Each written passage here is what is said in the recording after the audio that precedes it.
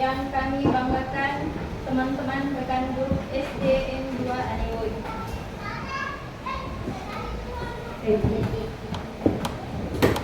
Sebelum kita memulai acara, peserta diwajibkan untuk berdiri kita menyanyikan lagu Indonesia Raya.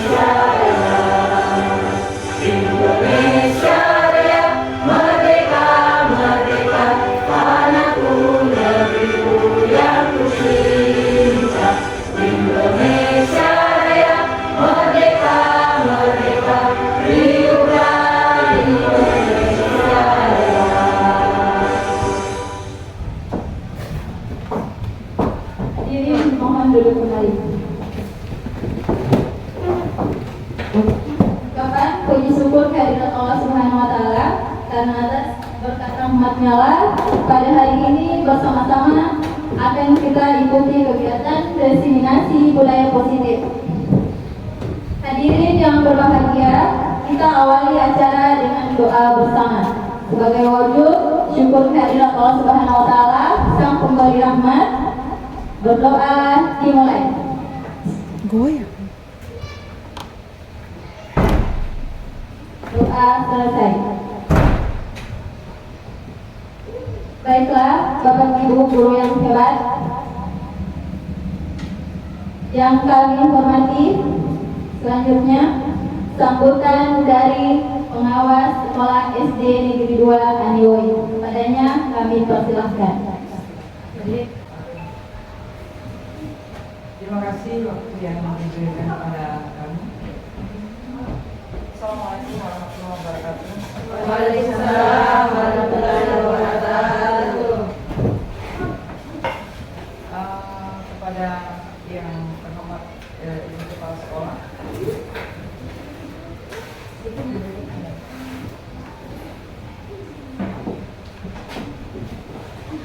kami ulangi. Yang terhormat Ibu Kepala Sekolah SD 2 Aniwoi dan rekan-rekan guru SD 2 Aniwoi, mana kita panjatkan bersyukur kehadiran Allah Subhanahu wa taala yang mana pada pagi hari ini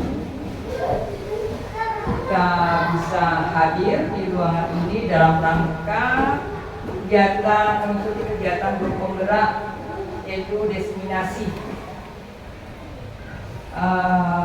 Saya harapkan ibu teman-teman dalam rangka kegiatan ini, saya mohon keterlibatan aktif, di mana proses kegiatan ini betul-betul ini adalah kesempatan bagi kita untuk ikut, ya, untuk belajar apa yang nanti yang disampaikan oleh guru penggerak. Dan saya ucapkan juga terima kasih juga kepada Ibu Kepala Sekolah yang telah memberikan motivasi sehingga salah satu dari rekan guru kita mengikuti kegiatan guru penggerak. kegiatan ini merupakan kegiatan wajib ya, yang harus diikuti, dan mungkin ada beberapa nanti akan kegiatan itu saya mohon kerjasamanya yang baik lah. Untuk itu, untuk mempersingkat waktu, saya kira kegiatan ini supaya berjalan dengan baik, karena ini waktu juga sudah agak siang, jadi saya kira kegiatan ini bisa dilanjutkan. Untuk itu kerjasamanya saya mohon ya. Saya kira itu saja yang bisa saya sampaikan. Assalamualaikum warahmatullahi wabarakatuh.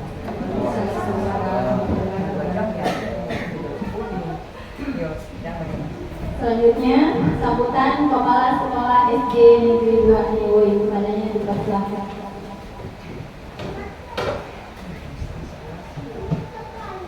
Bismillahirrahmanirrahim. Yang terhormat yang terhormat Ibu Pengawas SD 2 Niwoi, yang terhormat guru calon guru penggerak, yang saya banggakan rekan-rekan guru SD 2 Niwoi yang sama berbahagia pada hari ini. Assalamualaikum warahmatullahi wabarakatuh. Waalaikumsalam warahmatullahi wabarakatuh. Pertama, marilah kita panjatkan puji syukur atas kehadirat Allah Subhanahu wa Ta'ala, karena telah terangkan hidayahnya dan masih memberi kesehatan, kesempatan untuk bertemu di tempat ini dalam rangka melaksanakan suatu kegiatan koordinasi. Kali pula juga kita kirimkan salawat dan salam kepada Junjungan kita dan kita Muhammad Sallallahu Alaihi Wasallam. Semoga kegiatan kita pada hari ini mendapat syafaat dan dapat bernilai ibadah untuk kita semua. Amin.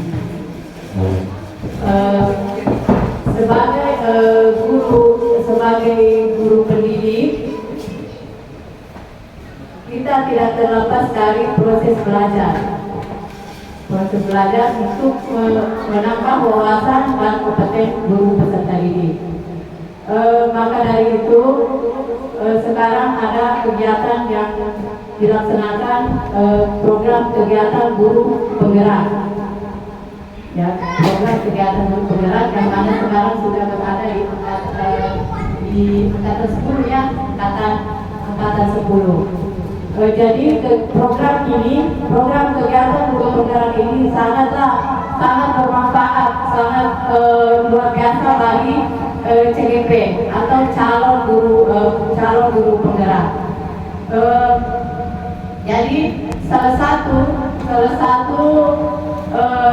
peran guru penggerak yang nantinya yaitu menggerakkan komunitas belajar guru yang ada di sekolah atau di wilayahnya. Jadi guru penggerak nanti itu gunanya yaitu tadi untuk menggerakkan komunitas belajar. Jadi bukan hanya di sekolah saja, di sekolahnya saja, bisa juga di sekolah lain. Ya, kemudian dapat juga sebagai motivasi kepada teman-teman semua supaya kedepannya nanti kita bisa ikut juga sebagai calon guru penggerak. Jadi calon guru penggerak ini kita harus melalui proses ya, mulai dari pendaftaran sampai nanti kegiatannya seperti yang teman-teman sudah kita lihat kepada teman kita, kegiatannya ada yang namanya pendampingan, ada Zoom, dan lain sebagainya. Tapi itu kita tidak boleh jadikan seperti itu, banyak sekali pekerjaannya, banyak sekali tugas, tidak. Justru itu akan kita jadikan motivasi kita jadikan supaya kita juga bisa ikut seperti teman kita. Ya, jadi sampai kegiatannya sampai hari ini teman kita ini akan melaksanakan suatu kegiatan diseminasi budaya positif yang mana tujuannya adalah untuk memberi informasi kepada guru atau pandangan baru kepada guru yang berbentuk dalam bentuk peribasan. Jadi pada teman-teman guru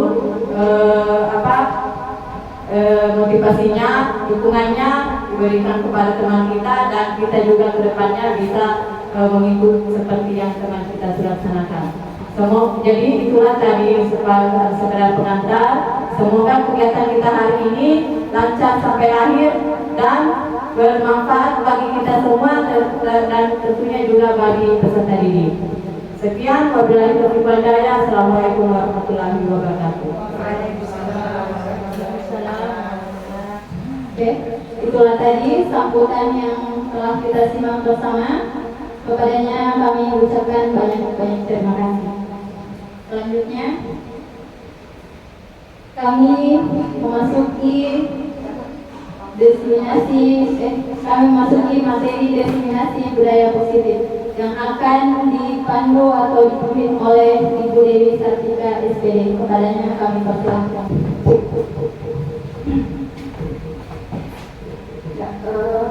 Terima kasih atas kesempatan yang diberikan kepada saya. Assalamualaikum warahmatullahi wabarakatuh. Salam dan bahagia, shalom, damai sejahtera, Om Swastiastu, Namo Buddhaya, salam kebaikan, rahayu untuk kita semua di ruangan ini. Ya, yang saya hormati Ibu Pengawas yang telah sempat hadir di tengah kita pada hari ini. Kemudian yang saya hormati Ibu Kepala Sekolah SD Negeri 2 Anewoi, dan yang saya banggakan Bapak Ibu Guru SD Negeri 2 Anewoi. Ya, alhamdulillah, puji syukur kita panjatkan kehadirat Allah Subhanahu wa taala karena pada pagi hari ini kita masih diberikan kesehatan dan juga kesempatan untuk hadir di sekolah kita dalam rangka melaksanakan kegiatan sehari-hari kita sebagai seorang pendidik di sekolah kita ini. Dan kebetulan juga hari ini saya mengadakan diseminasi budaya positif pendidikan calon guru penggerak angkatan 10. Lalu pula salawat dan salam kita kirimkan kepada junjungan kita Nabiullah Muhammad Sallallahu Alaihi Wasallam, Nabi yang telah membawa kita dari alam kegelapan menuju alam yang terang benderang, Nabi yang telah membawa kita dari alam kejahiliaan menuju alam yang penuh dengan ilmu pengetahuan.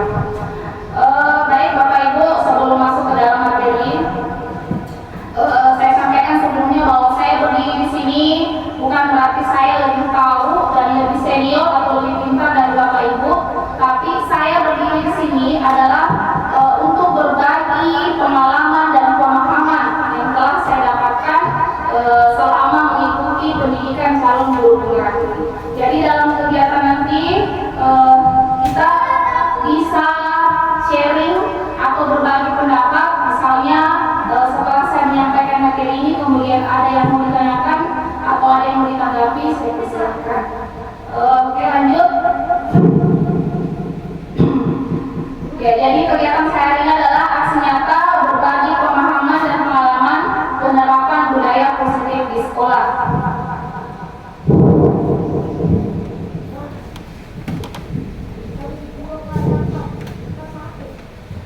Ya, selamat datang pendidik hebat.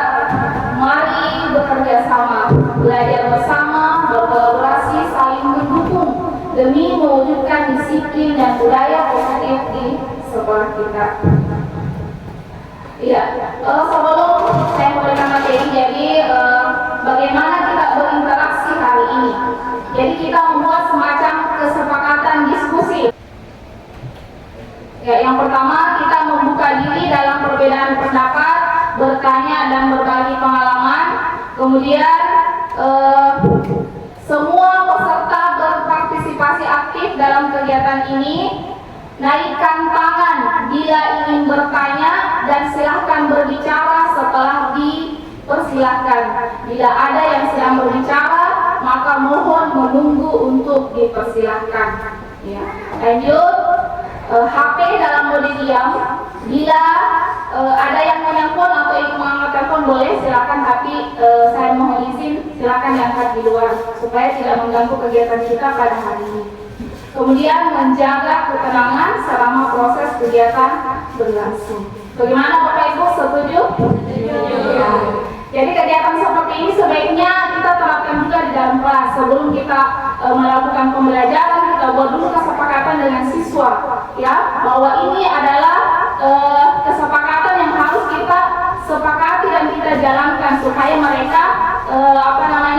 ini bukan hanya sekedar peraturan yang tanpa makna, tapi mereka meyakini bahwa iya kita harus seperti ini supaya kegiatan berjalan dengan lancar.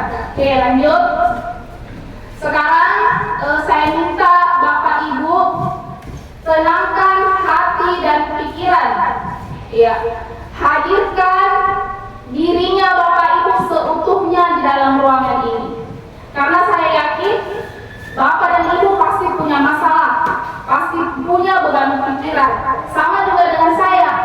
Tapi kita usahakan hari ini jiwa dan raga kita hadirkan seutuhnya di dalam ruangan ini supaya misalnya ada yang saya sampaikan bisa dipahami, pikirannya tidak ada di luar. Untuk sejenak saya, nanti setelah selesai kegiatan ini kalau mau ingat kembali dari masalahnya silakan, ya. Oke, lanjut. Sekarang baik Bapak Ibu coba hirup udara dalam-dalam melalui hidung. Tahan sekuat tenaga, ditahan, lalu hembuskan melalui hidung. Dihembuskan, ya, bisa diulangi sekali lagi, ya, supaya plong. Oke, ya, terima kasih. Lanjut. Bagaimana emosi Bapak Ibu saat ini? Sudah tenang? Apalagi tadi sebelum mulai kegiatan, betapa saya ini ada kesalahan yang jadi harus ditenangkan dulu pikiran. Oke, lanjut. Sebelum masuk kita ice breaking dulu ya.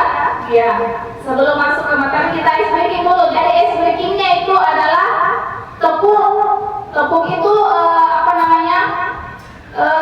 kata inya. Kemudian instruksinya, kalau saya bilang tepuk 1, maka ya. Kalau saya bilang tepuk 2, kalau saya bilang tepuk 3, kalau saya bilang 4, berarti jangan ditepuk. Karena cluenya itu adalah kata tepuk. Ya, cluenya kata tepuk. Jadi kalau tidak ada kata tepuk, jangan ditepuk. Oke, saya mulai ya. Tepuk 1, tepuk 3, tepuk 4. Kan ada tepuknya. Kecuali kalau tidak ada kata tepuknya. Tepuk 2, 3. Kalau tidak ada kata tepuknya berarti jangan ditepuk.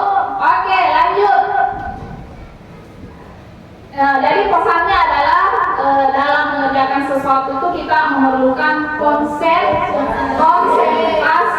Ya, kita perhatikan apa petunjuknya. Nah, kemudian setelah menjalankan sesuatu maka kita harus konsentrasi penuh. Ya. Oke, lanjut. Ya, konsep inti modul 1.4 budaya positif. Jadi ini adalah materi yang akan saya sampaikan pada hari ini.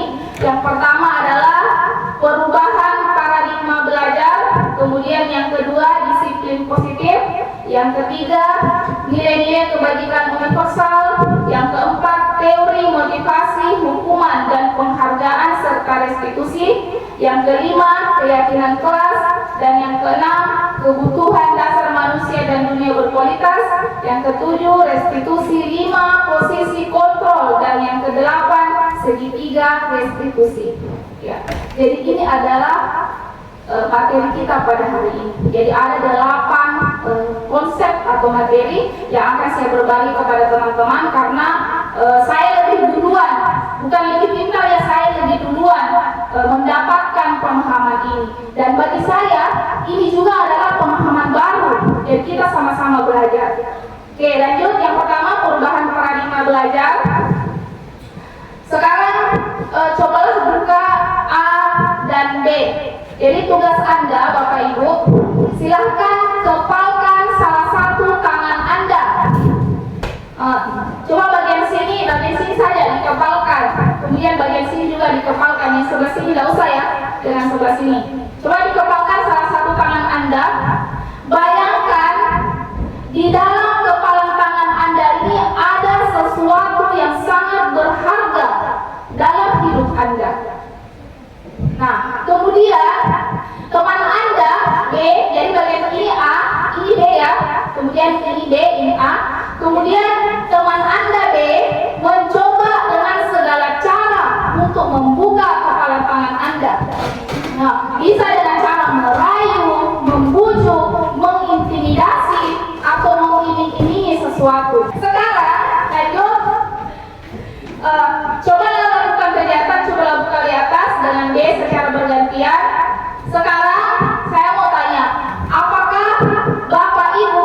bersedia membuka tangannya?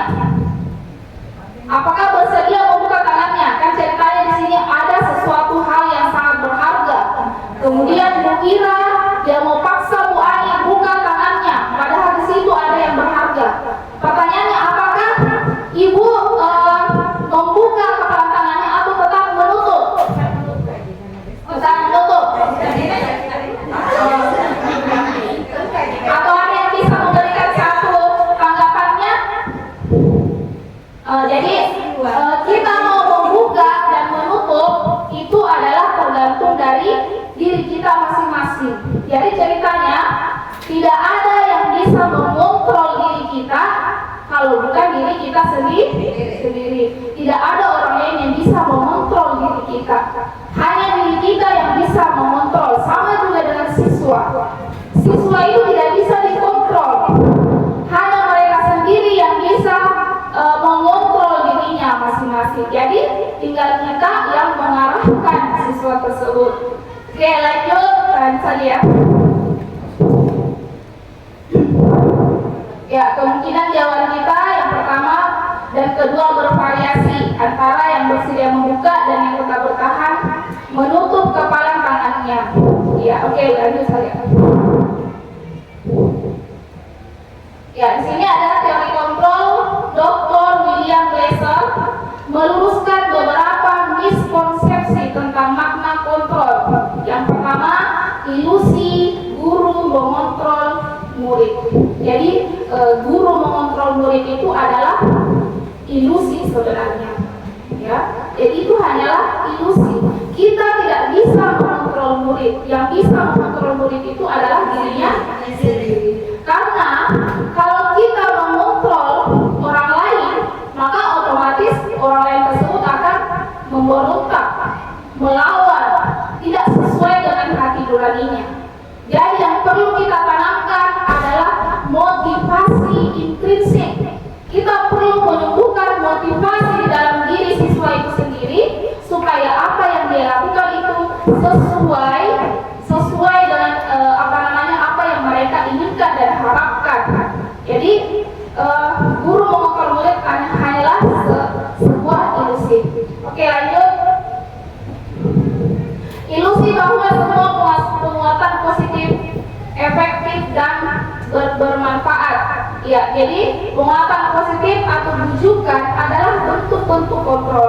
Segala usaha untuk mempengaruhi murid agar mengulangi suatu perilaku tertentu adalah suatu usaha untuk mengontrol murid tersebut. Dalam jangka waktu tertentu, kemungkinan murid tersebut akan menyadarinya dan mencoba untuk menolak bujukan tersebut. Iya, masih sama penjelasannya tadi ya. Oke, lanjut.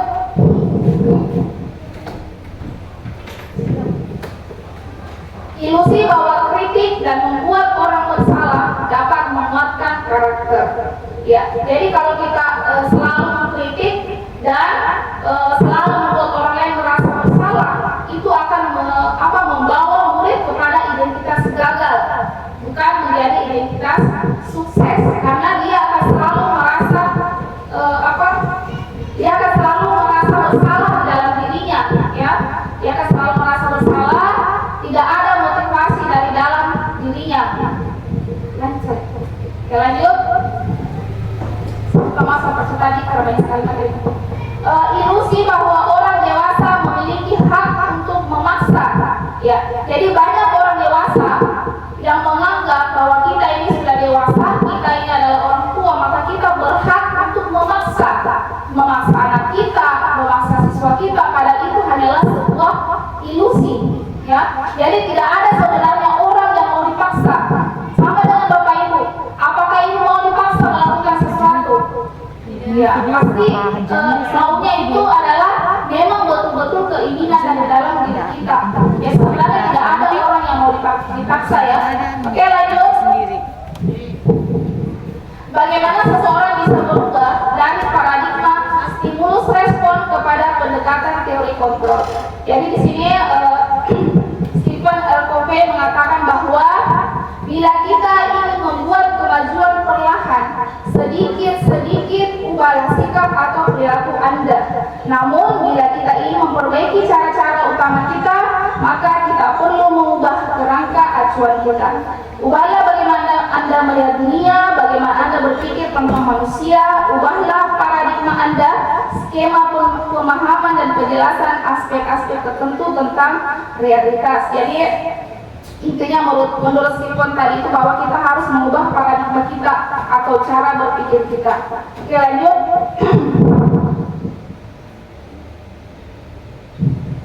Ya, di sini ada perbedaan antara stimulus respon dan teori kontrol.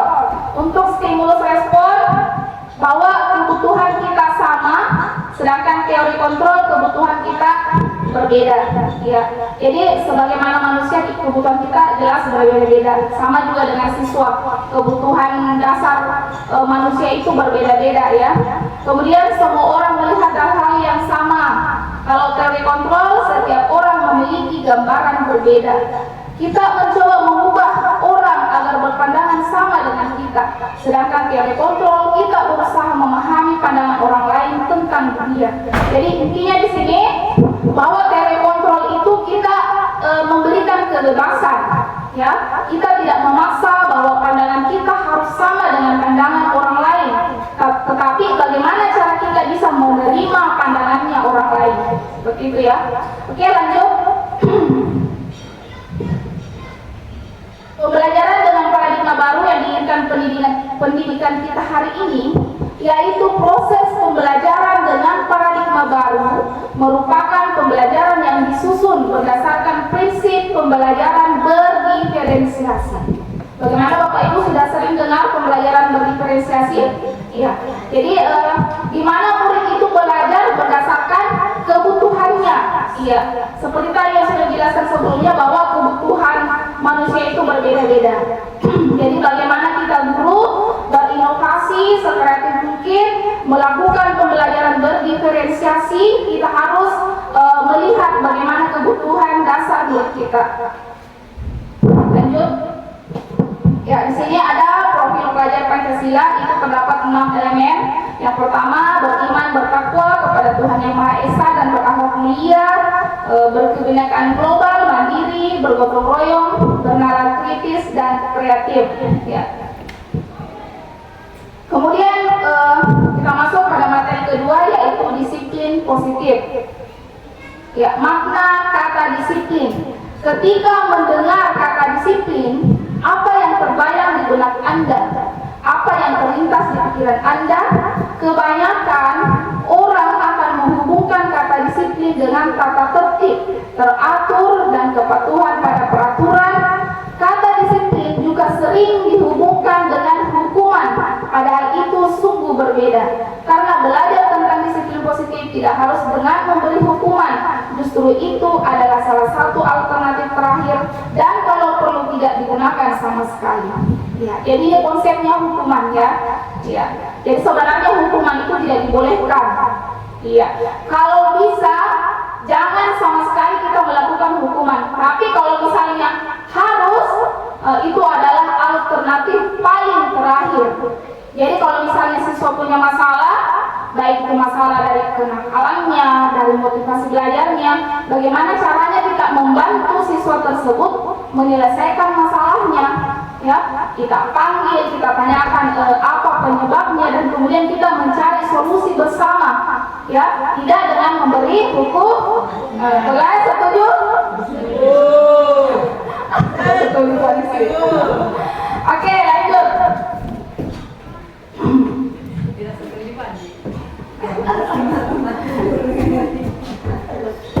Ya. Oke, pertanyaannya, apakah Bapak Ibu setuju dengan pernyataan ini? Ya, di bawah ini ada pernyataan. Pernyataan pertama, hukuman dapat mendisiplinkan anak. Bagaimana? Apakah Bapak Ibu setuju? Setuju atau tidak setuju? Apakah benar hukuman dapat mendisiplinkan anak? Tidak. Iya. Jadi kalau hukuman itu memang dia mendisiplinkan anak, tapi pada saat itu saja. Tapi setelah dari itu maka tidak lagi, karena dia hanya takut pada gurunya, bukan karena benar-benar dia disiplin. Ya, jadi hukuman itu tidak efektif untuk mendisiplinkan anak. Oke, lanjut. Apakah Bapak Ibu setuju pemberian hukuman dengan hal positif seperti membaca atau membersihkan halaman sekolah dapat mendisiplinkan anak? Bagaimana? Setuju atau tidak setuju? Hukuman dengan hal positif, apakah benar akan mendisiplinkan anak? Iya. Jadi hukuman baik dalam bentuk negatif atau positif tetap tidak boleh. Iya. Karena anak ini dia membaca, dia membersihkan akan dia anggap sebagai hukuman. Jadi tidak ada niat dari dalam hatinya itu haruskah membaca, haruskah menjaga kebersihan. Karena motivasi dari dalamnya itu sudah salah. Karena motivasinya karena takut teguran, takut hukuman, atau misalnya mau mendapatkan penghargaan, ya. Ya. Jadi yang harus kita tumbuhkan adalah motivasi dari dalam, supaya anak-anak benar memahami bahwa saya harus menjaga kebersihan. Jadi apabila kita menyuruh anak-anak membersihkan dengan judul hukuman, maka otomatis tidak akan mendisiplinkan anak dalam jangka waktu panjang. Ya, hanya dalam jangka waktu pendek. Ya, kayak semua teori tidak ada yang setuju. Oke, lanjut. Apakah Bapak Ibu setuju memberi penghargaan dapat meningkatkan motivasi belajar anak? Tidak setuju. Ya, setuju. Jadi jawaban seperti pernyataan seperti ini, pernyataan seperti ini jelas saya setuju dari awal, karena kita mau memberikan apresiasi. Ya, tapi ternyata memberi penghargaan itu banyak juga dampak negatifnya. Yang pertama, nanti ada ya bagian-bagiannya. Sebentar saya jelaskan. Oke, lanjut. Oke, bagian ketiga, nilai-nilai kebajikan universal. Pengertiannya, nilai-nilai kebajikan universal berarti nilai-nilai kebajikan yang disepakati bersama lepas dari suku bangsa, agama, bahasa maupun latar belakangnya. Nilai-nilai ini merupakan paling besar dari sikap dan perilaku kita, atau nilai-nilai ini merupakan fondasi kita berperilaku. Nilai-nilai kebajikan adalah sifat-sifat positif manusia yang merupakan tujuan mulia yang ingin dicapai setiap individu. Oke, next.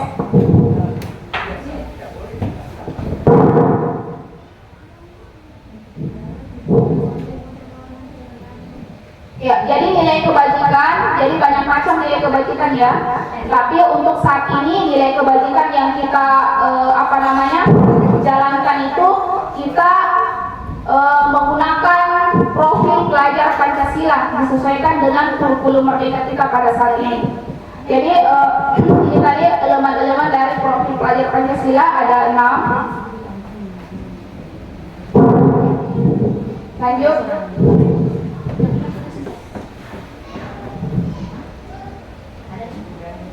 Ya, kemudian yang 4, teori, motivasi, hukuman, dan penghargaan serta restitusi. Jadi sudah kita masuk pada bagian ini ya. Pertanyaan pertama,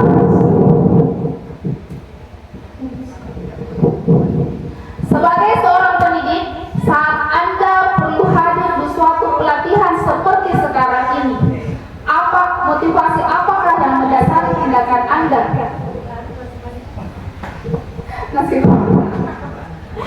Ya.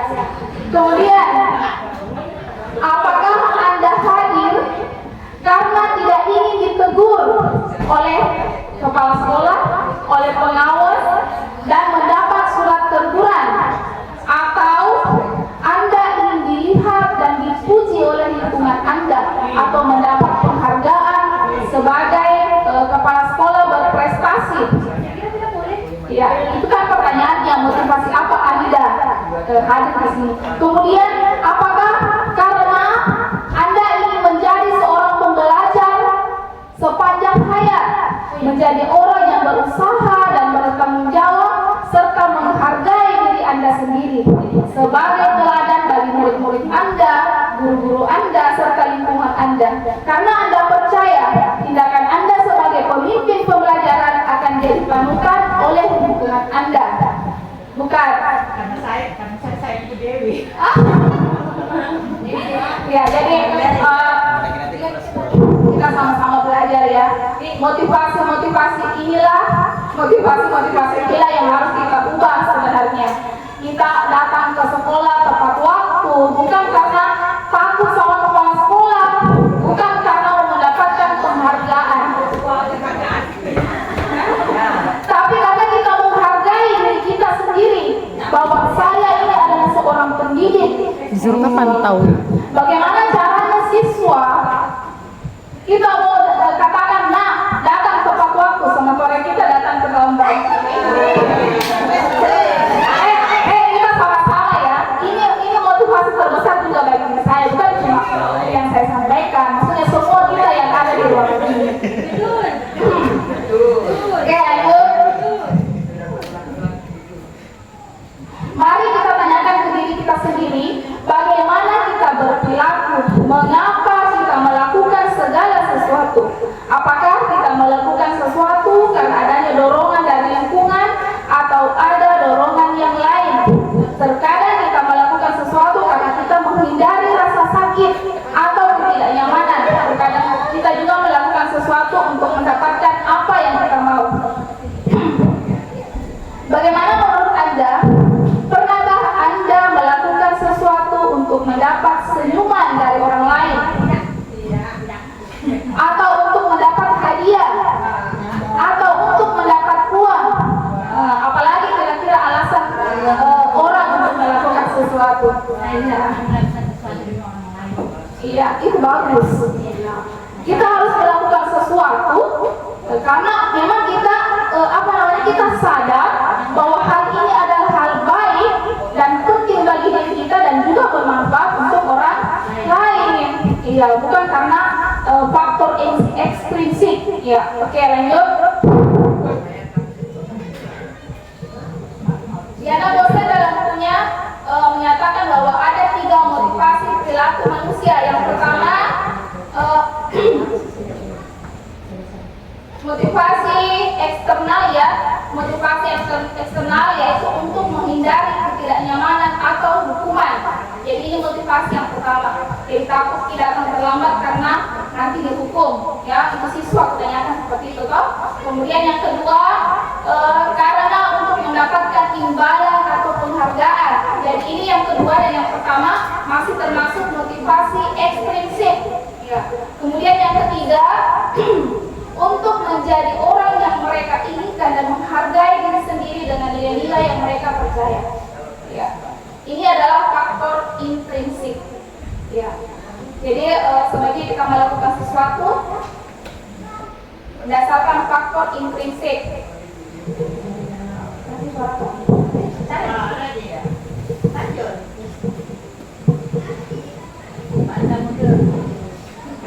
Ya, di sini ada kasus Iva dan Pak Seno. Ya udah, saya ganti ini karena hilang. Iva kurang menguasai pelajaran matematika, sehingga pada saat pelajaran tersebut berlangsung dia lebih banyak berdiam diri atau menggambar di buku pelajarannya. Pada saat guru matematikanya Pak Seno menanyakan pertanyaan Iva menjadi gugup dan tidak sengaja menjatuhkan tasnya dari kursi, serta tiba-tiba menjadi gagap pada saat berupaya menjawab. Seluruh kelas pun tertawa melihat perilaku Iva yang berbicara gagap dan terkejut tersebut. Pak Seno pada saat itu membiarkan teman-teman Iva menertawakan Iva yang tergagap dan malu luar biasa. Ya. Kemudian Iva diminta maju ke depan dan berdiri sambil menunjuk hidungnya karena tidak bisa menjawab pertanyaan Pak Seno. Ya. Pertanyaannya, menurut Anda, apakah Anda setuju dengan tindakan Pak Seno? Ya. Kenapa? Mengapa tidak setuju? Karena iya benar. Jadi ditanyakan dulu apa alasannya, kenapa Iva tidak bisa menjawab pertanyaan. Ya, ada buku begitu ketika ada buku diberikan tidak kenal Sanawati namanya lebih menggambar tidak kenal Iya, bukan cuma di kelas kayaknya Bu, hampir semua. Iya. Pasti dalam satu kelas itu tidak ada itu yang bilang betul-betul sepenuhnya hati dan pikiran yang berada di dalam kelas. Biasa lain kita sampaikan, lain dia kerja. Kenapa seperti itu? Karena pasti ada hal-hal tertentu yang membuat dia seperti itu. Entah itu kebutuhan dasar kesenangannya tidak terpenuhi, kebebasannya, atau kebutuhan bertahan hidupnya. Biasa juga itu anak-anak kenapa dia lapar, Kak? Berarti kebutuhan dasar hidupnya tidak terpenuhi. Ya. Kemudian tindakan Pak Seno terhadap IPA adalah sebuah hukuman atau konsekuensi. Menurut Bapak Ibu, tindakannya Pak Seno kepada IPA, apakah itu bentuk hukuman atau konsekuensi?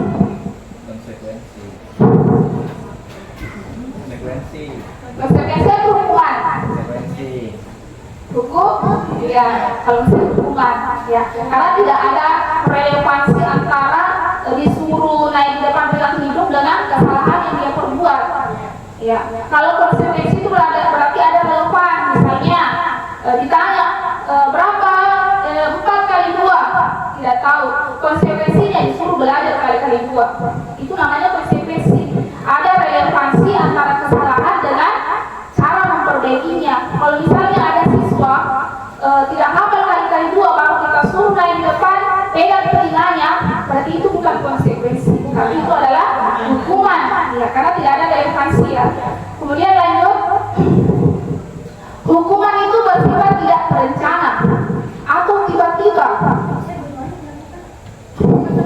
Iya, ya, sama juga, sama. Ya, jadi hukuman itu bersifat tidak terencana. Kenapa dikatakan tidak terencana? Biasa kalau ada anak berbuat salah tiba-tiba kita hukum. Spontanitas. Tidak ada itu guru berangkat dari rumah dia mau pergi menghukum. Ada tak? Tidak ada. Muka pergi sekolah, muka hukum mana? Tidak ada. Niatkan pergi ke sekolah mau pergi mendidik, mau pergi mengajar. Tetapi karena ada sesuatu hal yang kita rasa tidak sesuai, tiba-tiba kita hukum, berarti hukuman itu tidak terencana atau tiba-tiba. Iya. Anak atau murid tidak tahu apa yang akan terjadi dan tidak dilibatkan. Hukuman bersifat satu arah dari pihak guru yang memberikan dan murid hanya menerima. Jadi hukuman itu hanya satu arah, karena tidak mungkin ada murid yang mau dihukum, ada murid yang mau dihukum. Biasanya mau kita tidak disepakati. Pasti kesan siswa menerima saja kalau mau dihukum. Ya. Kemudian hukuman itu bisa berupa fisik maupun psikis. Murid atau anak-anak disakiti oleh suatu perbuatan atau kata-kata. Ya. Jadi hukuman itu tidak harus dalam bentuk perbuatan, ya, bisa juga dengan kata-kata. Misalnya kita keluarkan kata-kata yang membuat siswa kita terluka, ya itu termasuk hukuman. Oke, lanjut konsekuensi. Kalau konsekuensi dia sudah terencana atau sudah disepakati, ini kayak semacam kesepakatan kelas, kemudian sudah dibahas dan disetujui oleh murid dan guru. Misalnya siapa yang tidak membersihkan, maka konsekuensinya harus misalnya begini, ada siswa yang mengotori baju temannya atau mengotori meja temannya, maka konsekuensinya dia harus membersihkan meja tersebut, dia harus membersihkan bajunya temannya, dan ini harus disepakati, yaitu sikap tanggung jawab di dalamnya. Ya. Kemudian lanjut penghargaan. Ya. Al-Fiqhun mengemukakan bahwa penghargaan maupun hukuman adalah cara-cara mengontrol perilaku seseorang yang menghancurkan potensi. Iya, saya yakin hasil tidak setuju.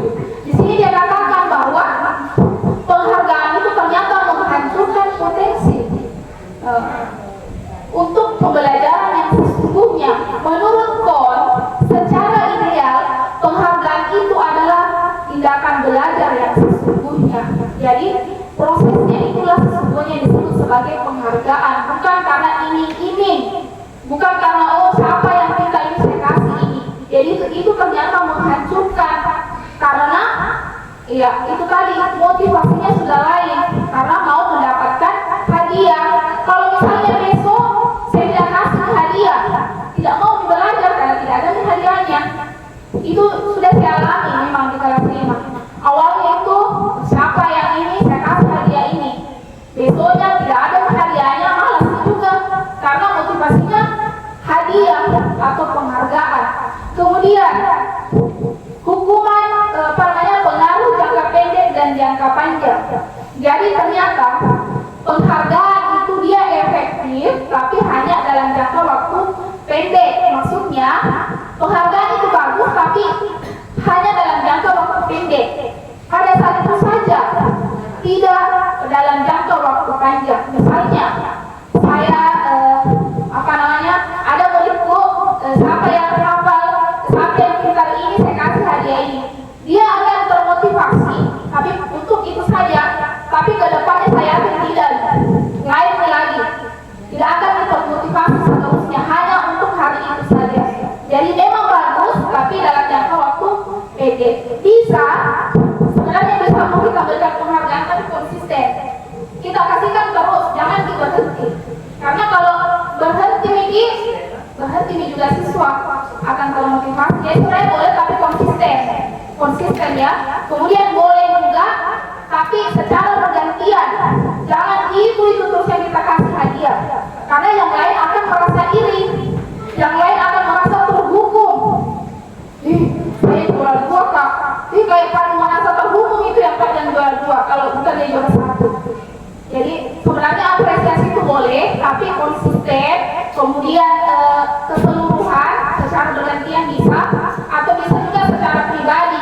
Misalnya kita panggil di ruangan kak, ini bagus sekali kan saya kamu kak, ini saya kasihkan yang bagus sekali, tapi jangan bertanya teman-teman,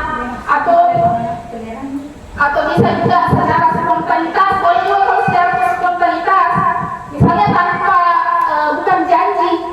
Karena kalau janji berarti ini lagi tujuannya anak-anak. Kalau spontanitas kan beda. Misalnya dia belajar bukan karena hadiah, tapi karena kita ini langsung kita kasih pada saat itu juga. Itu namanya spontanitas. Oke, lanjut. Penghargaan merusak hubungan. Ketika seorang diberi penghargaan atau dipuji di depan orang banyak, maka yang lain akan merasa iri dan sebagian dari mereka akan tidak menyukai orang yang diberikan penghargaan tersebut. Apalagi kalau kita merasa perasaan saya lebih kak, bukan apa dia dapat hadiah, buat saya tidak seperti itu ya. Jadi membuat orang lain merasa iri, dan yang tadinya misalnya mengira dapat penghargaan jadi suka kesel mengira. Contoh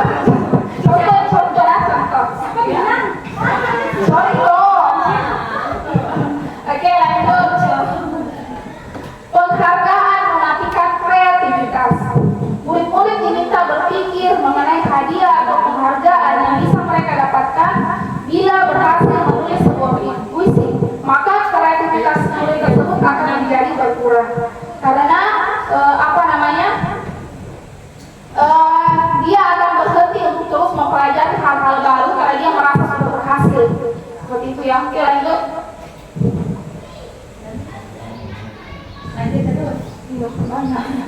Oke, sekarang kita lihat di sini. Nanti Bapak Ibu bisa jawab untuk saya. Kita bisa tentukan apakah ini hukuman atau konsekuensi. Yang pertama, mencatat 100 kali di dalam buku kalimat saya tidak akan terlambat lagi karena terlambat ke sekolah. Apakah ini hukuman atau konsekuensi? Hukuman. Ya. Oke, jadi hukuman. Jadi hukuman tidak boleh ya, yang boleh adalah konsekuensi. Oke, lanjut. Lari mengelilingi lapangan basket 2 kali karena terlambat hadir di sekolah. Ini juga adalah hukuman. Kemudian murid diminta untuk push up 15 kali karena tidak menggunakan masker ke sekolah. Ini apa, hukuman atau konsekuensi?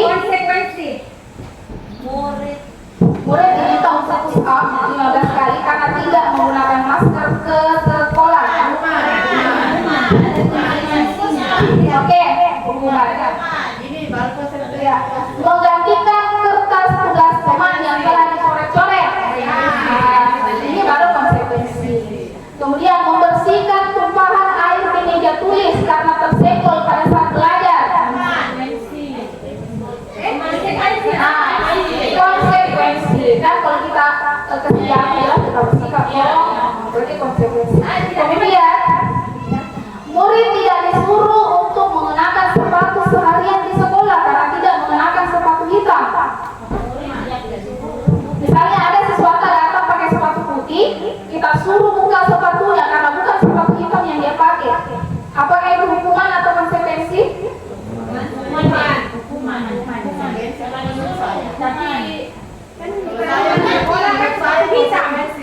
Iya, harus memakai sepatu hitam. Karena tidak memakai sepatu hitam, makanya disuruh buka sepatunya. Ya, jawabannya adalah dia bisa menjadi konsekuensi kalau misalnya anggap kita suruh pulang sama sepatu hitam. Berarti itu konsekuensi. Kalau kasihan sahamnya kesan telanjang kaki, berarti hukuman.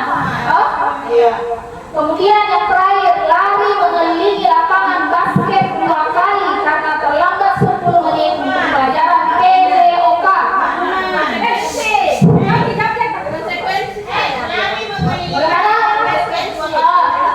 Menurut guru olahraga konsekuensi. Yang lain? Ya, jawabannya adalah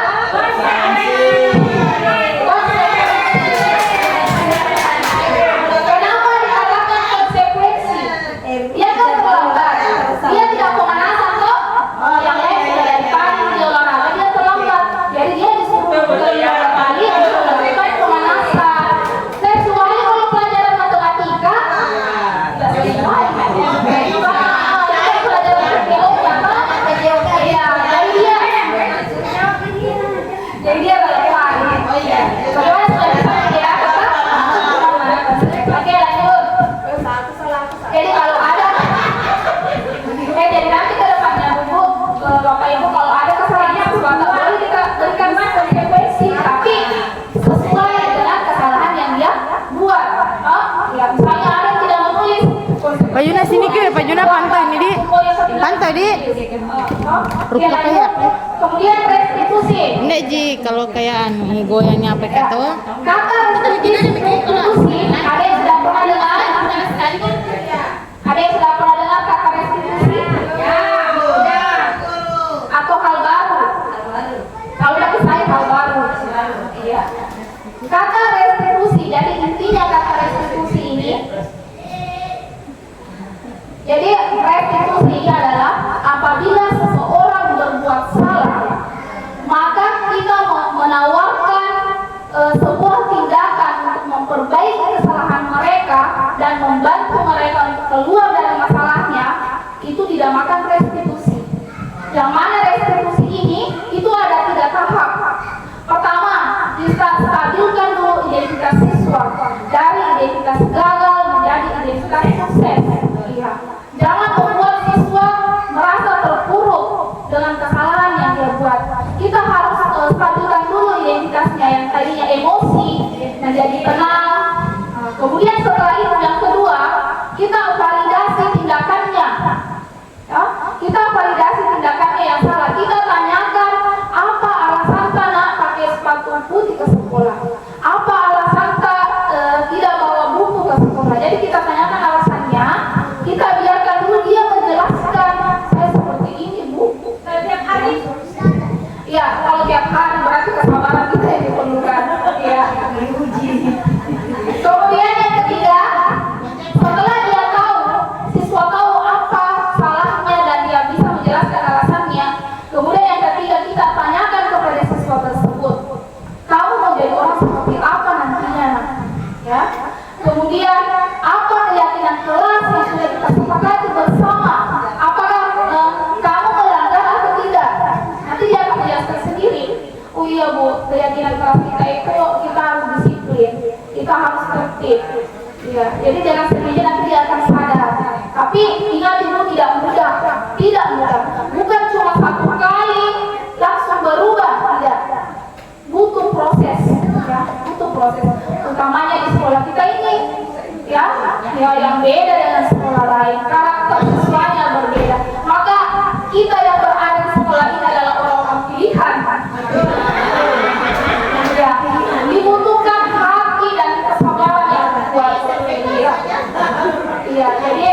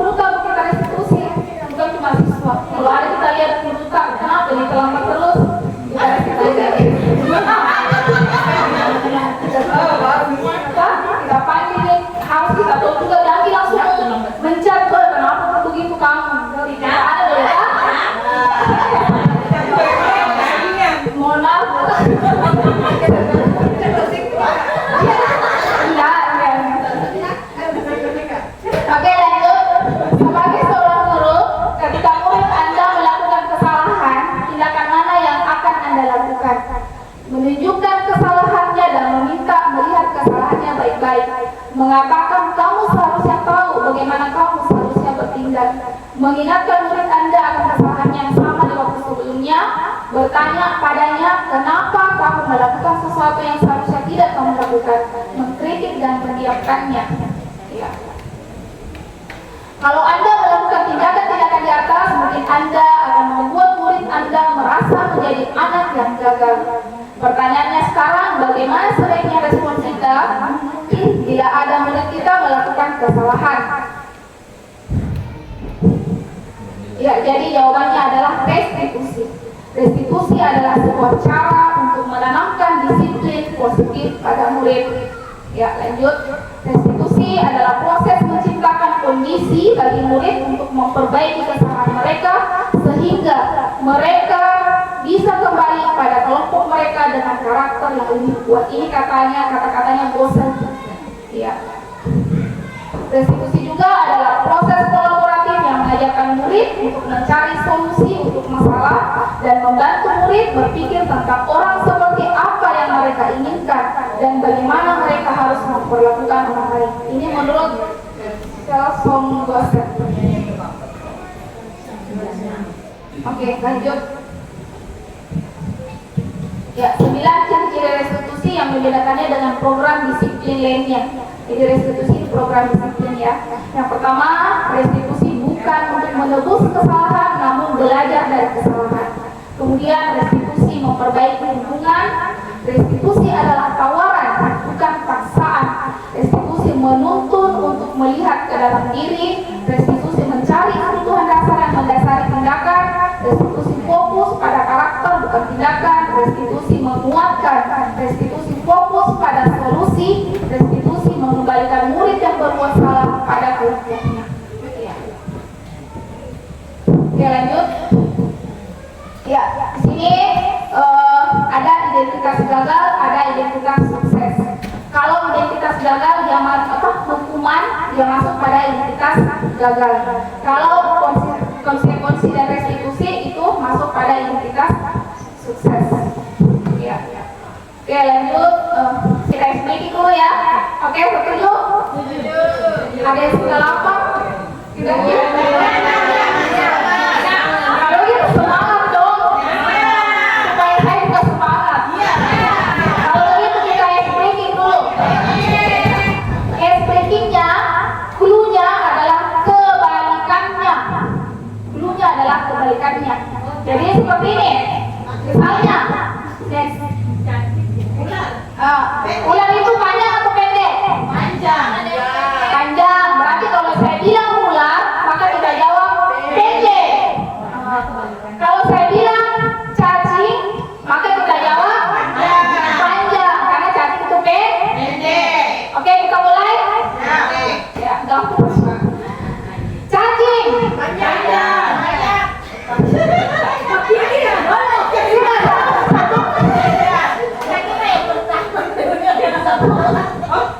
Iya, cacing kan pendek.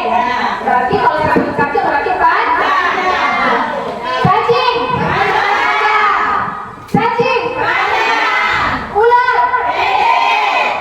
Ular. Cacing. Oke. Tapi mantap deh semua kemarin yang saya lihat Bu, banyak salah-salah. Iya. Oke, lanjut ya betul konsentrasi. Sekarang jawaban iya atau tidak. Ini masih sama cluenya ya, kebalikannya.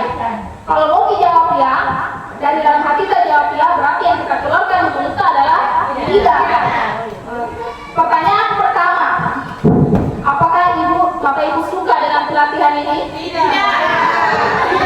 Kalau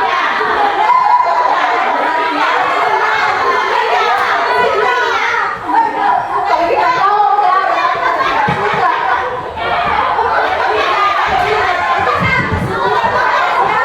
Kebalikannya, kalau bilang ya berarti kita suka.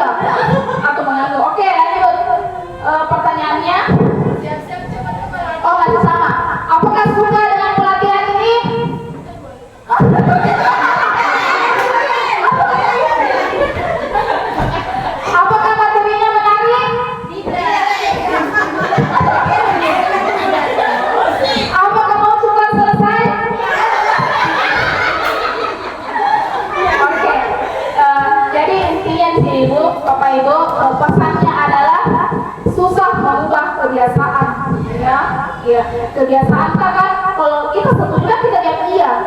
Kalau kita tiba-tiba langsung mau dirubah menjadi tidak, maka itu susah.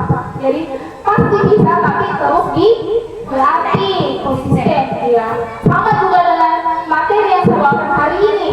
Baru bagi kita, dan kalau kita mau praktekkan dan mau langsung berhasil itu tidak bisa. Karena hal yang baru itu sangat sulit dan tidak mudah ya. Oke, lanjut. Saya sedikit kita lanjut ya. Materi kelas kelima mengenai keyakinan kelas. Saya mau tanya dulu Bapak Ibu, semua di kelasnya ada keyakinan kelasnya? Ada. Dibuat awal semester atau bagaimana? Ya, awal semester. Oke, bagus. Jadi di setiap kelas itu sebaiknya ada yang namanya keyakinan kelas. Jadi ingat, bukan peraturan, ya, bukan peraturan. Jadi sekarang itu bukan peraturan, tapi keyakinan. Kalau peraturan berarti saya yang buat dan belum tentu siswa setuju. Kalau keyakinan, dia berangkat dari kesepakatan. Jadi kita buat dulu kesepakatan kelas. Setelah semuanya setuju, kita yakini. Dari keyakinan kelas ini akan menciptakan disiplin positif. Kalau sudah tercipta disiplin positif, maka akan terwujudlah lingkungan positif. Kalau lingkungan sekolah kita sudah positif, maka terciptalah budaya positif. Jadi budaya positif itu berangkat dari kesepakatan kelas. Ya, berangkat dari kesepakatan kelas. Jadi yang belum kuat, misalnya nanti kalau awal tahun ajaran baru, kita buat kesepakatan kelas, ya, dengan siswa mereka maunya seperti apa. Dan keyakinan kelas ini nanti kalau sudah disetujui, itu ada contohnya saya sebelah, ada kelihatan. Di situ keyakinan kelas tuh, saya tulis di situ keyakinannya, di bawahnya saya tulis semua namanya, baru mereka stempel. Atau itu juga tanda tangan. Mereka kayak begini, artinya ini adalah kesepakatan mereka, bukan saya yang buat. Jadi mereka harus bertanggung jawab atas apa yang mereka sudah sepakati, seperti itu ya. Jadi keyakinan kelas itu bersifat lebih abstrak ya, daripada peraturan. Kemudian keyakinan kelas itu berupa pernyataan universal. Jadi keyakinan kelas itu kata-katanya dia lebih umum sebenarnya. Kalau keyakinan kelas misalnya saling menghargai, saling menghormati, bukan ya. Kemudian keyakinan kelas itu juga dia tidak boleh menggunakan kata negatif. Misalnya dilarang buang sampah, bukan seperti itu ya. Dilarang ribut. Jadi yang benar adalah jagalah kebersihan. Iya, jagalah ketertiban di dalam kelas. Jangan juga bilang tidak boleh membuli. Jadi kita ambil kata positif. Kata positifnya saling menghargai, saling menyayangi, saling menghormati. Jadi keyakinan atau kesepakatan kelas itu dia menggunakan kata positif. Ya, kemarin saya juga sempat salah, kan saya tidak tahu. Saya tulis tidak boleh saling ejek-ejekan. Padahal sebenarnya kita ambil kata positifnya. Misalnya saya dan ibu di kelas 5 saling menghargai. Jadi bukan cuma siswa ya, guru juga. Ya, jadi keyakinan kelas itu bukan hanya untuk siswa, tapi dengan guru. Oke, lanjut.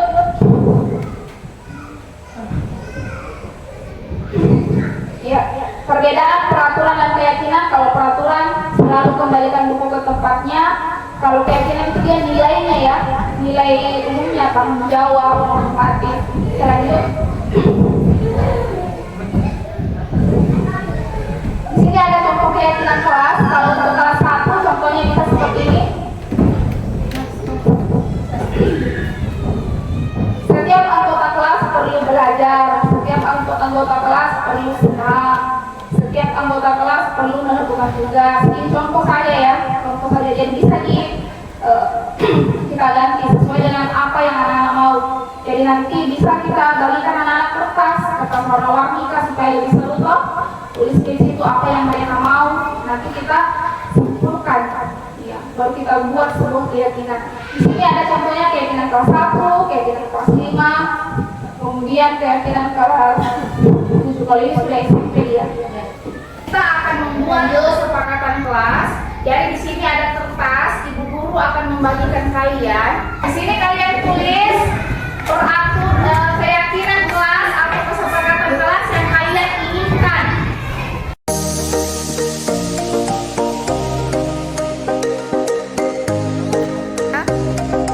Oke. Ya. Tempel saja tempel. Nah, ya.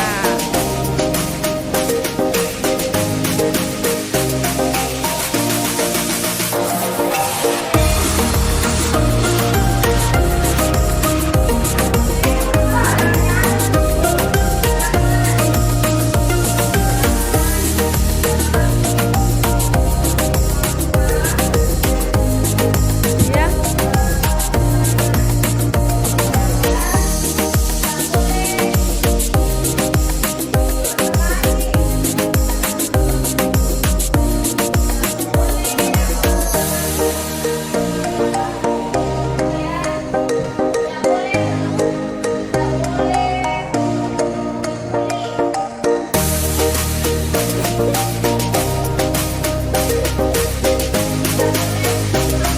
Tujuh ini kita lihat, kalau ada yang kata-katanya masih kata negatif, kita ubah menjadi kata positif. Yang pertama,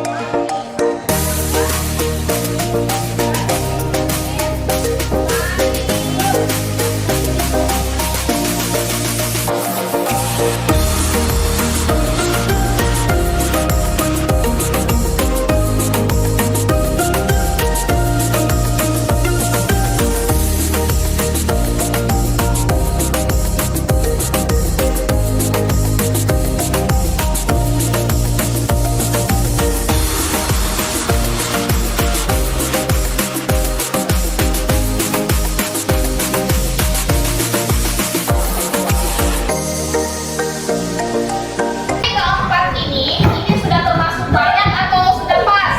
Pas. Pas. Setuju dengan keempat ini?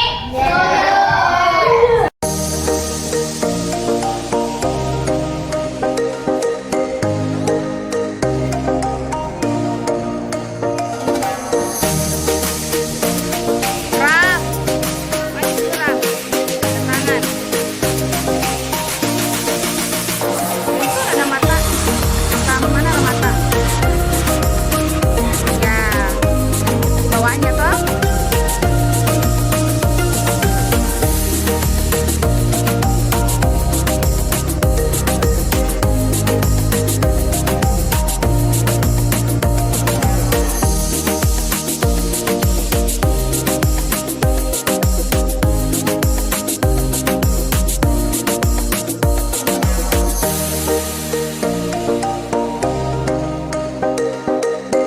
Oke, sekarang ini bagusnya kesepakatan dan keyakinan kelas itu ditempel di mana supaya bisa dilihat semua. Dalam kelas, bagaimana kira-kira yang bagus supaya semuanya bisa lihat? Itu di sini bagus. Nah, di bagian sini bagus supaya semua bisa lihat. Nanti akan ditempel. Lanjut. Ya, yang keenam, kebutuhan dasar manusia.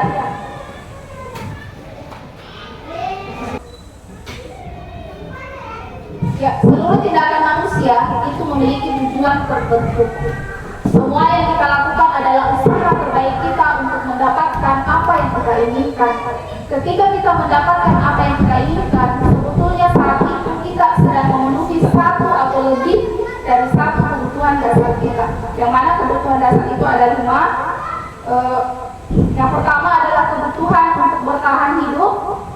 Kemudian lanjut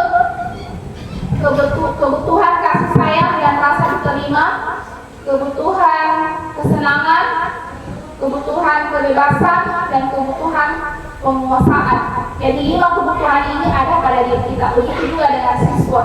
Terkadang kalau misalnya ada kesalahan yang dibuat siswa, kita harus tahu bahwa ini anak kebutuhan dasar apa sebenarnya yang mau dia penuhi. Biasa itu ada anak, saya kasih contoh misalnya di kelasku, dia itu kayak selalu mengganggu temannya dan mau dianggap keren, mau bangga bahwa saya ini jago. Berarti kebutuhan dasar yang dia mau penuhi adalah penguasaan. Dia mau dianggap lebih seperti itu. Atau kalau misalnya saya mengajar matematika, ada sesuatu dia menggambar saya terus, berarti dia sebenarnya senangnya menggambar. Ada kebutuhan kesenangan yang mau dia penuhi. Atau kalau misalnya tidak mau masuk dalam kelas, baru misalnya Bu Anissa saya tanya, kenapa kau tidak masuk? Bosan kau, terus cara yang mengajar, berarti dia membutuhkan kebutuhan kebebasan, dia bosan. Jadi harus kita tahu, ini kenapa ini anak-anak kalau saya mengajar kayak diam terus, tidak mau perhatikan di atas, ternyata dia bosan. Berarti disitulah tugas kita, bagaimana caranya kita berinovasi, kita kreatif supaya anak-anak bisa aktif semua. Karena setiap anak-anak itu berbeda-beda. Ada yang sukanya begini, ternyata yang di situ tidak suka seperti itu. Ada yang suka audio, ada yang suka visual. Nah, kalau saya di kelas dulu, ternyata mereka suka audio visual. Mereka aktif kalau kita nonton video, kalau kita mengajar pakai presentasi, terus pakai games. Tapi coba kalau disuruh menulis, pasti malas. Berarti dia senangnya seperti itu. Oke, lanjut. Contoh kasus. Bimo, seorang anak TKB, selalu berlari keluar kelas menuju jalan raya di depan sekolahnya yang ramai dengan kendaraan. Tingkahnya membuat guru Bu Ani bingung dan seringkali lari mengejarnya. Ada beberapa kemungkinan jawaban yang diberikan Bimo. Sebutkan kira-kira kebutuhan apa yang sedang berusaha dipenuhi oleh Bimo jika jawabannya seperti ini. Kalau misalnya Bimo jawabannya, aku sedang main kejar-kejaran dengan ibu guru, seru.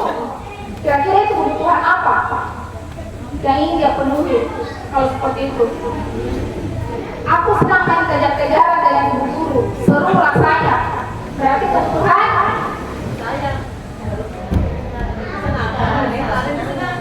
belum ada tuh, belum ada.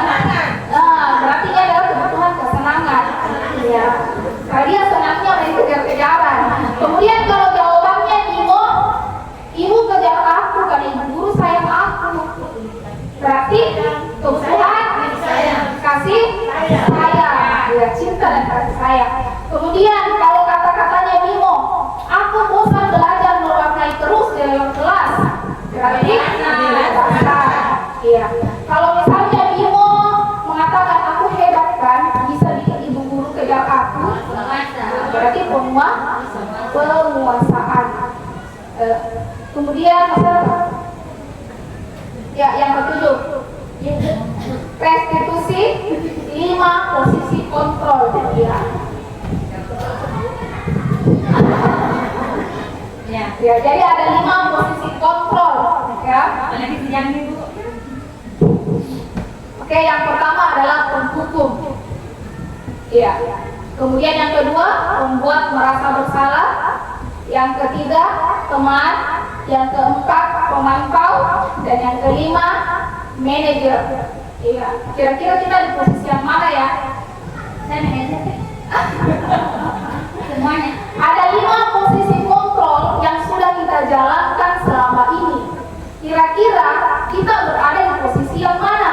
Apakah kita penghukum? Apakah kita pembuat merasa bersalah? Apakah kita sebagai teman? Maksudnya hubungan dengan sesuatu kayak teman? Ataukah sebagai pemantau? Atau sebagai manajer? Teman? Tidak. Yang lain ada yang penghukum?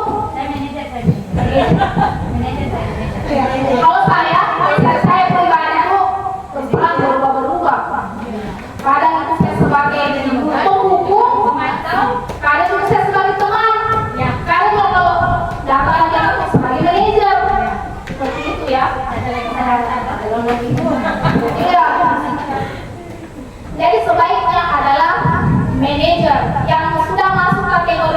pemantau. Kalau sudah pemantau sudah bagus. Kalau teman di sini ada di sini. Kalau penghukum hasilnya adalah kita lihat tadi hasilnya ya. Kalau penghukum hasilnya itu siswa akan memberontak, menyalahkan orang lain ataupun berbohong. Misalnya, kenapa kamu tidak bikin aku? Padahal bohong itu. Kemudian yang kedua, membuat orang merasa bersalah. Hasilnya adalah dia menyembunyikan sesuatu, bisa juga menyangkal, bisa juga berbohong. Kalau membuat merasa bersalah itu contohnya misalnya apa namanya? Kenapa itu begitu nak? Aku tidak kasihan sama ibu, kasihan. Dan membuat anak-anak merasa bersalah. Jadi dia itu selalu menyalahkan dirinya. Akhirnya dia identitasnya gagal. Kemudian lanjut, kalau teman dia ketergantungan, kayak keenakan, selalu dikasih kelonggaran, itu teman. Oh iya Pak, biar enak. Nanti saya bukan begitu, ya teman. Jadi akhirnya kalau misalnya tidak ada guru yang itu yang dia sukai, dia tidak mau. Oh ini cuma guru yang itu saja, karena dia anggap sebagai teman. Kemudian kalau pemantau, dia ini sifatnya dakar dia kalau pemantau. Misalnya, kamu boleh kesana lihat, ini konsekuensinya. Dia dakar kalau pemantau. Maksudnya dia tidak mengajak siswa untuk menemukan solusi, hanya sekedar menyampaikan bahwa kesalahan ini maka konsekuensinya ini. Gitu. Kalau manajer yang sudah sejalan tadi, dia menguatkan siswa yang tadinya dia merasa gagal, dia menjadi sukses. Dia keluar dari zona zona terpuruknya. Jangan kita biarkan siswa yang sudah gagal akan gagal terus. Jadi kita kita ajak siswa untuk keluar dari zona itu. Kita bawa dia supaya dari identitas gagal menjadi identitas sukses. Ya. Tapi tidak mudah ya, tapi kita harus usahakan. Ya, kita harus usahakan. Oke, lanjut. Silakan dijawab, kira-kira berada di posisi apa? Dasar kamu ini tiap hari terlambat dari keliling lapangan. Kira-kira posisi apa ini? Penghukum ya? Oke, penghukum. Posisi penghukum. Lanjut. Kamu tahu kan aturannya kalau tidak mengerjakan PR? Ini posisi apa? Kamu tahu kan aturannya kalau tidak mengerjakan PR? Ada 5. Membuat merasa bersalah, teman, pemantau, dan manajer.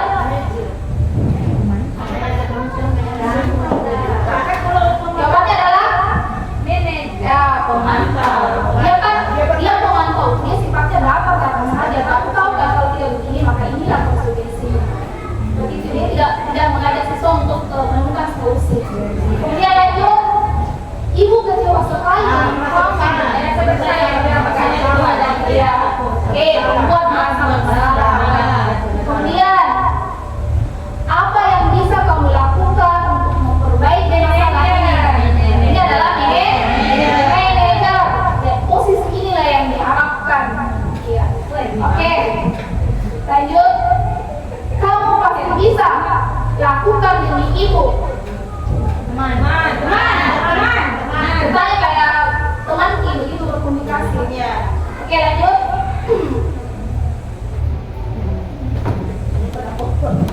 Silakan Bapak Ibu tulis posisi kontrol manakah yang selama ini diterapkan baik di sekolah ketika menghadapi murid maupun di rumah. Jadi posisi ini bukan cuma di sekolah ya, di rumah juga bisa. Selama ini bisa di rumah, posisi apa yang kita lakukan pada anak kita, pada keponakan kita. Apakah kalau anak kamu bersalah kita langsung hukum? Sama juga dengan di sekolah. Jadi saya minta di sini ada kertas yang sudah saya Bapak Ibu tuliskin selama ini posisi apa yang ibu lakukan selama ini baik di sekolah maupun di lingkungan. Nanti setiap kali di sini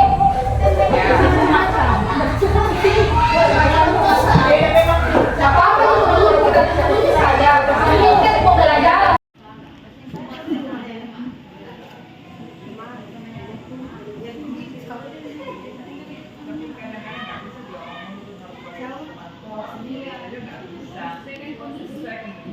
Tại đây satu ada yang berhukum. Selalu dia hukum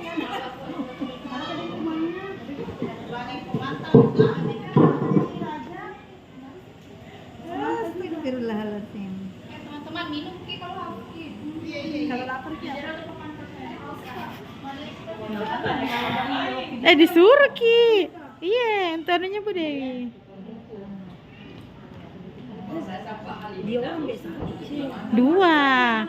Dua tuh ya, dua.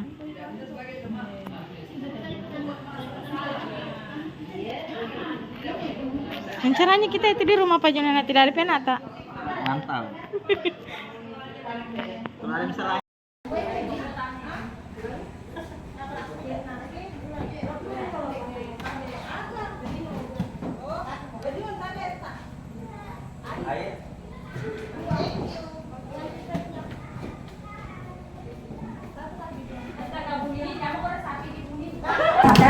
Ada yang posisi otonomi, ada yang sebagai teman, manajer, ada yang dua penghukum sekaligus pemantau, ada juga pemantau, penghukum, manajer, penghukum, manajer, pemantau di sekolah ya.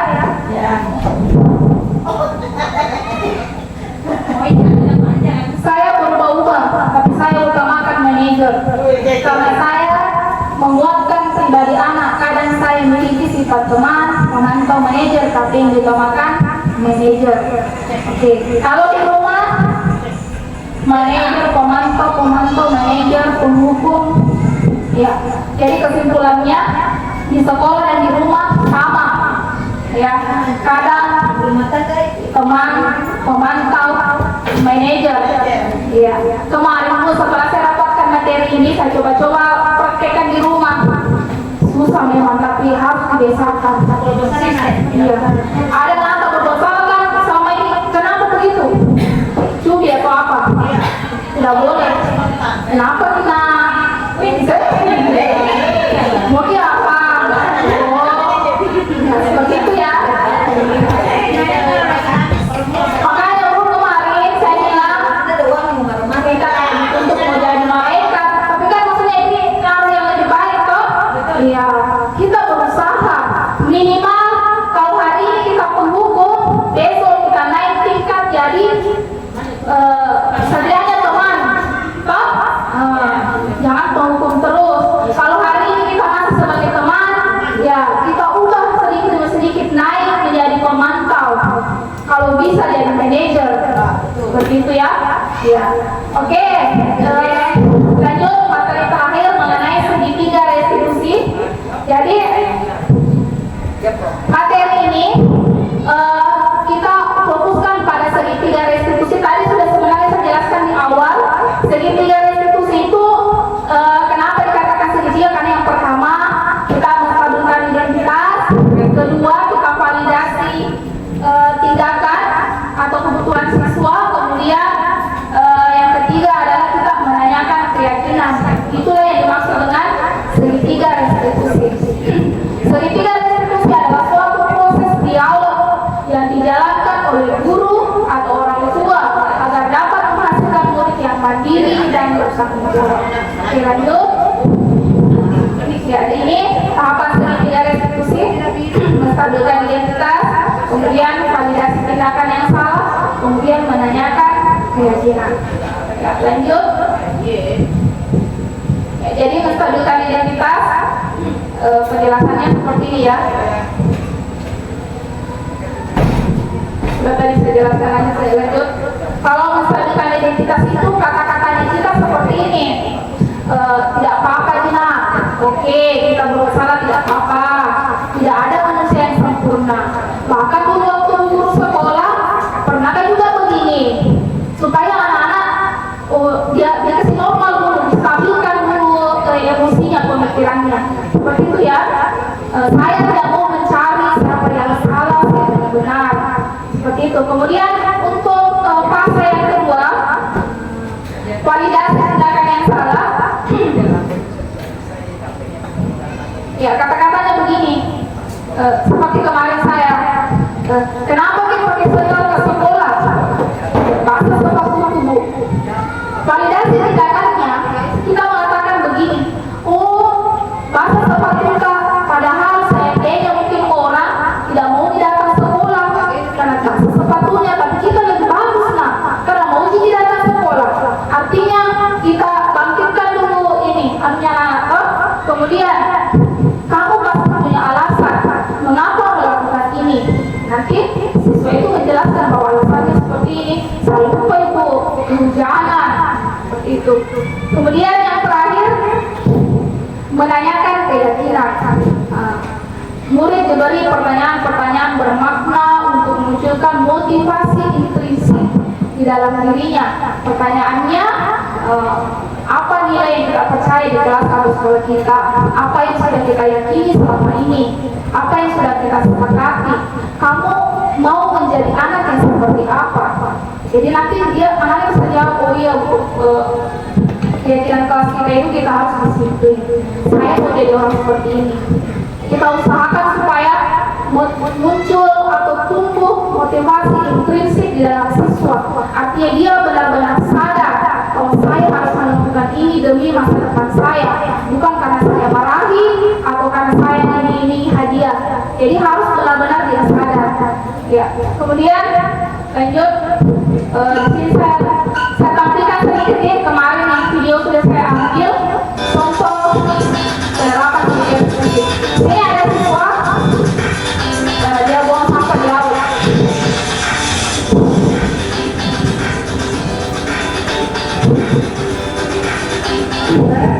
Selamat siang Nak. Di langkah pertama kita pastikan dulu identitasnya. Kenapa ibu guru panggil Adiba Nasi? Tahu Bu. Tahu. Oke. Jadi Adiba, ibu guru panggil Adiba ke sini karena tadi ibu guru lihat pada saat Adiba sudah minum, Adiba membuang sampah minumannya ke laut. Benar tidak? Benar Bu. Ya. Oke. Jadi di sini ibu guru tidak mau mencari Untuk tidak taat ini sebenarnya semua manusia ini. tidak harus dilakukan semuanya, tergantung dari kondisi masalah yang dia kesalahan yang dia perbuat. Kalau misalnya ringan bisa langsung menanyakan keyakinan. Misalnya Nak, apa kesepakatan kelas kita? Begitu. Kecuali kalau masalahnya berat, berarti harus kita lakukan tidak saat ini. Sebenarnya ini kemarin termasuk masalah ringan itu sebenarnya atau sedang tidak berat. Itu yang berat kalau misalnya berkelahi, melukai orang lain itu sudah berat. Tawuran, kasus berat. Ya, kalau masalah seperti ini kan sebenarnya masalah ringan, tidak harus menggunakan tiga ini. Bisa langsung menanyakan keyakinan. Tergantung dari kondisi. Berkati bersama dengan kelas 5 pada awal semester. Saya lupa Bu. Iya, Anda lupa. Oke.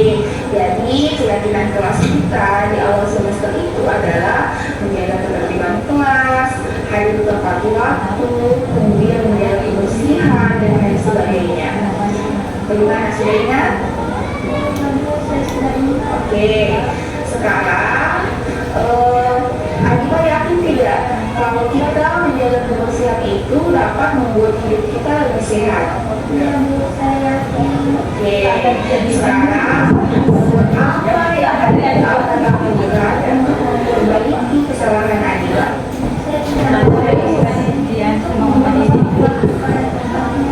Iya, oke. Kira-kira kapan Adiba akan mulai untuk memperbaiki kesalahan Adiba? Sekarang Bu. Oke, bagus. Jadi mulai sekarang Adiba harus menjaga kebersihan lingkungannya. Oke,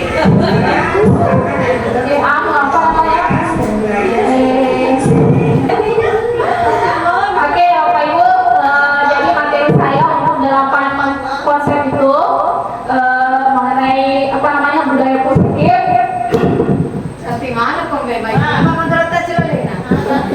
Ini adalah hal baru bagi kita, bukan cuma Bapak Ibu, saya juga. Saya baru ini adalah hal baru bagi saya. Jadi mari kita sama-sama belajar. Kalaupun misalnya, sebelum penutup saya mungkin persilakan dulu kepada teman-teman. Mungkin ada yang memberi pertanyaan atau tanggapan. Oke, silakan Bu. Sebenarnya terima kasih atas kesempatan yang diberikan kepada saya. Jadi sebenarnya saya restitusi agak ini karena restitusi yang saya tahu itu kalau sering saya lihat di berita-berita itu kan pemberian ganti rugi. Oh, memang. Tak? Ya. Itu kan untuk tidak pidana ya Bu ya, kalau konteksnya itu. Nah, ternyata aku belajar restitusi di pengertian lain di pendidikan. Nah, yang saya ingin tanyakan tadi dikatakan budaya positif, apalagi tadi budaya kelas. Yang ingin saya tanyakan di sini, apakah ini restitusi adalah cara efektif untuk menyelesaikan permasalahan siswa? Itu dari saya. Kemudian fokusnya restitusi tadi ada berapa? 3. Ada 3. Apa tadi? Menstabilkan identitas, validasi tindakan, kemudian menanyakan keyakinan. Berarti restitusi ini merupakan salah satu pendekatan yang pendekatan yang orientasinya memotivasi. Iya. Oke, baik. Masih ada? Oke, baik. Terima kasih Bu atas pertanyaannya. Ya, jadi kata restitusi benar yang Ibu katakan. Saya juga waktu saya mendengar kata restitusi kan otomatis kalau kita mendengar kita googling, kita cari di Google apa yang sebenarnya restitusi. Yang saya dapatkan seperti tadi Ibu jelaskan, ternyata kalau kita ketik restitusi di lingkungan sekolah itu akan beda penjelasannya. Seperti itu. Memang saya juga pernah dapatkan, saya cari di Google, ternyata lain juga restitusi lagi, bukan itu yang saya cari. Ternyata pada saat saya ketik restitusi di lingkungan sekolah, barulah muncul penjelasannya ini. Iya. Kemudian apakah restitusi adalah cara yang efektif? Benar. Ini adalah cara yang efektif. Iya.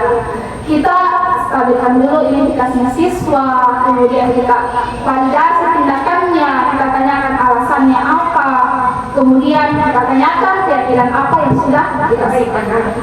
Iya. Tapi tergantung kondisi.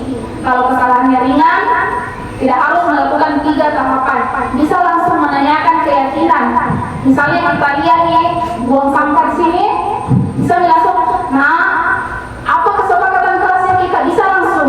Kecuali kalau masalahnya berat, melukai orang lain, tawuran, berarti itu harus direstitusi dengan 3 tahap.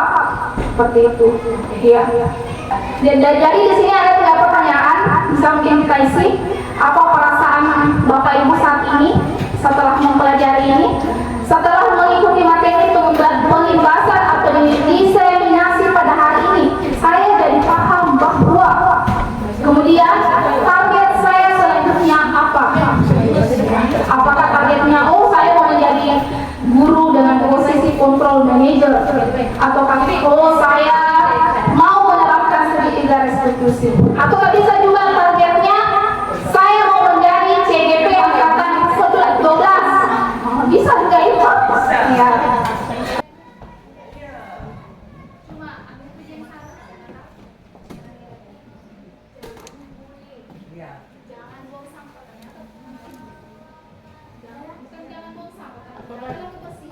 Jagalah kebersihan.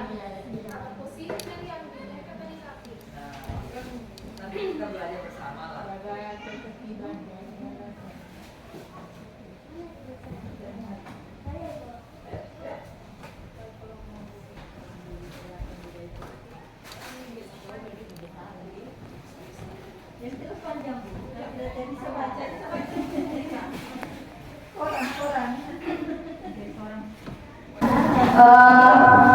Demikianlah diseminasi saya mengenai budaya positif modul 1.4. Saya ucapkan banyak terima kasih kepada Ibu Pengawas yang menyempatkan hadir pada hari ini, kepada Ibu Kepala Sekolah, dan kepada teman-teman semua yang sudah bersedia untuk terlibat aktif dalam kegiatan ini. Sekali lagi saya ucapkan terima kasih atas dukungannya, dan semoga kedepannya akan terus seperti ini. Kita akan berkolaborasi untuk meningkatkan kualitas pembelajaran di sekolah kita, dan saya harapkan dengan adanya materi ini bisa menambah pemahaman dan pengalaman kita, utamanya tentang budaya positif, dan bisa kita terapkan bersama-sama di lingkungan kelas dan di lingkungan sekolah kita ya keseluruhannya. Baik, sekali lagi saya ucapkan terima kasih. Saya mohon maaf apabila pada saat penyampaian saya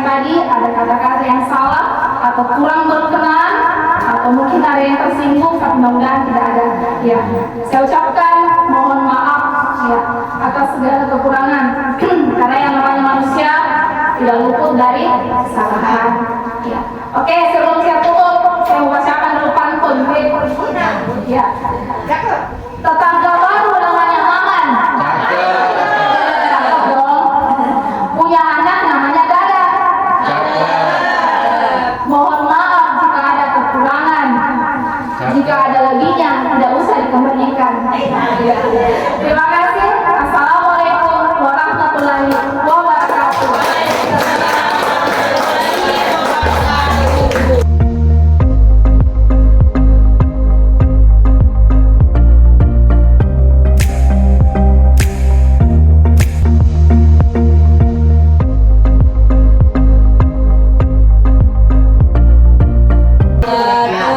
Nama saya Samsianur SPD, Kepala Sekolah SDN 2 Anewoi.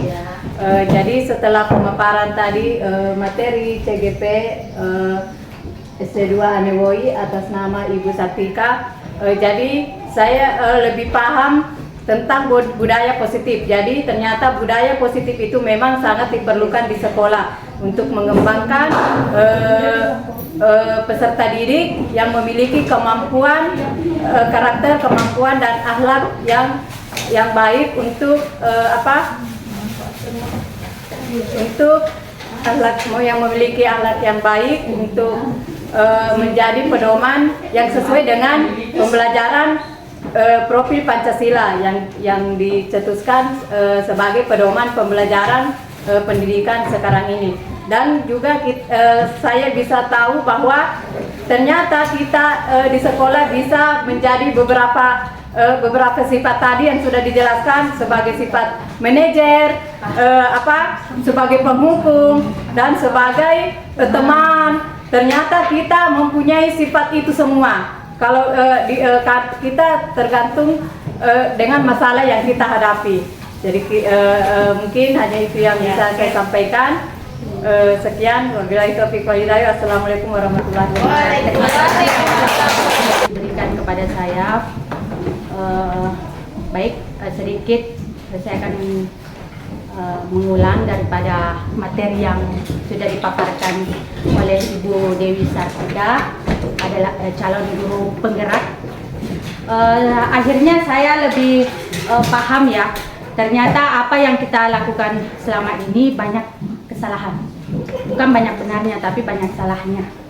Dan berkat materi budaya positif dan juga materi keyakinan kelas dan juga restitusi yang disampaikan oleh Ibu Dewi itu sangat efektif katanya untuk pemecahan masalah terhadap siswa yang bermasalah ya. Dan saya harap mudah-mudahan kedepannya kita teman-teman guru bisa memperbaiki kesalahan yang selama ini selalu kita ulangi. Jangan menjadi kebiasaan, karena kita sudah mendapatkan ilmu yang sangat bermanfaat.